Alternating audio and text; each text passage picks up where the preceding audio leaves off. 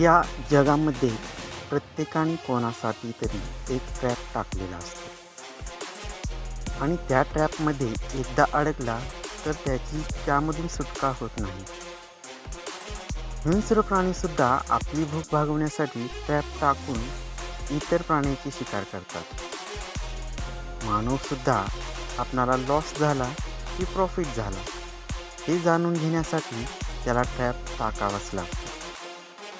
या भूतलावर प्रत्येक जीव जगण्यासाठी ट्रॅपचा वापर करत असतो आणि त्या ट्रॅपमध्ये कोणी ना कोणी केव्हा तरी अडकत असतो. अशा ट्रॅपमधून त्याची सुटका लवकर होत नसते.